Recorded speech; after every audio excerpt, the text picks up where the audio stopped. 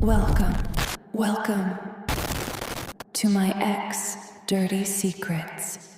I didn't realize the laughter would sound so cruel until it stopped. The room had been alive with a hum of conversation and clinking glasses, the soft glow of candles flickering over wine-stained napkins, the scent of rosemary chicken still hanging in the air. Our friends were halfway through dessert when someone joked, "Clara, you should lend Ethan out. He's too perfect to keep to yourself." I laughed too loudly, pretending the comment didn't sting. "Oh, trust me, if you lived with him, you'd change your mind." That drew a round of laughter. Even Ethan smiled, tight-lipped, polite, unreadable. I thought I saw something flicker in his eyes then, but I brushed it off. I'd been brushing things off for months. I wanted to believe we were fine. I needed to. It had been 6 months since Ethan started working those late nights at the firm. He'd come home with exhaustion stitched into every movement, his once playful sarcasm replaced by silence. When I asked if something was wrong, he'd kiss my forehead and say, "Just tired, Clara. It's just work."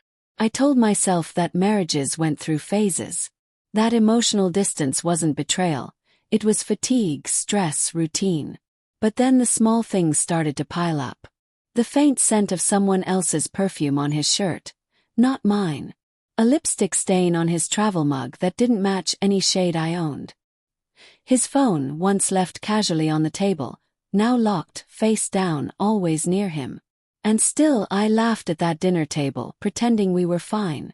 "Seriously though," my friend Lauren teased, "Ethan sets the bar too high. The man cooks, cleans, and apparently never argues. What's your secret, Clara?" I grinned, swirling my wine. "Oh, I just let him believe he's right all the time. It keeps the peace." The table erupted again. Even Ethan chuckled this time, though the sound was hollow, like he was humoring a joke he didn't get. "Careful," Lauren said. "Sounds like you've trained him well." And that's when he said it. The sentence that ended everything. He didn't raise his voice. He didn't smile. He just looked at me, his tone calm, detached, as if stating a fact. "She didn't have to train me," he said. "Someone else already did." The room went silent. I felt my chest cave in.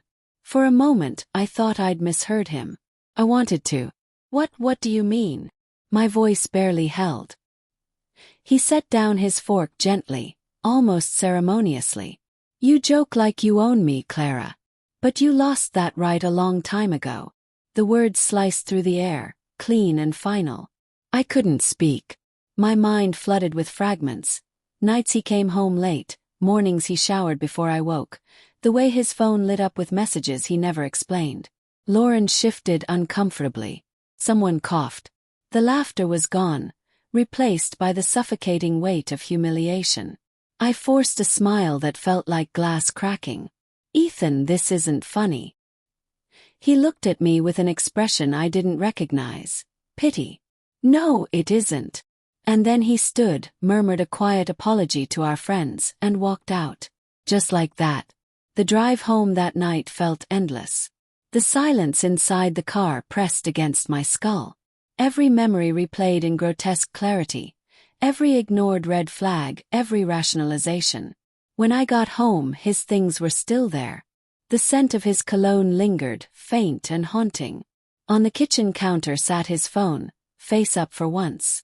A message preview glowed on the screen. "I wish you'd told her. This waiting hurts." A name I didn't recognize followed it. Hannah. My stomach turned. I opened the message thread. Scrolling through months of texts felt like watching my own heart disintegrate. Photos. Folks. Memories he never shared with me. Lines like, "You make me feel alive again and she doesn't see me anymore." Every word was a dagger laced with truth. Because he wasn't wrong. I hadn't seen him. Not really.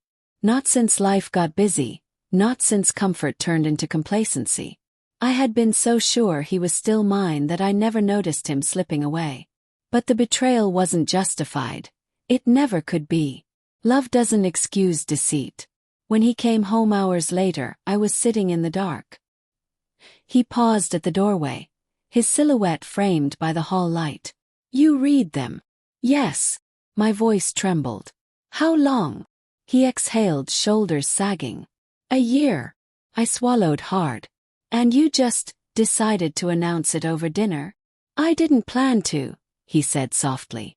But listening to you joke about us like everything was perfect, I couldn't keep pretending. Tears blurred my vision. So that's it. You destroy me because you couldn't deal with guilt. He hesitated. I destroyed you when I stopped loving you. Tonight just made it official. The honesty was worse than cruelty. After he left for good, I sat at that same dining table alone. The candle wax had hardened, the wine stains dried. Our laughter still echoed faintly in my memory, twisted and hollow. People always say betrayal feels like a stab in the back. But for me, it felt like a slow, silent drowning, 1,000 tiny moments of trust slipping away until I was left gasping for air. In the end, his one sentence did end it all. But maybe it also began something else. Because beneath the wreckage of what we were, I finally saw the truth. I'd been living in denial, clinging to a version of us that no longer existed. The pain was unbearable, but it was also cleansing. For the first time in months, I didn't pretend. I didn't laugh. I just sat there broken but awake. And in that silence, I whispered to myself the words he never did. I'll never let myself become invisible again.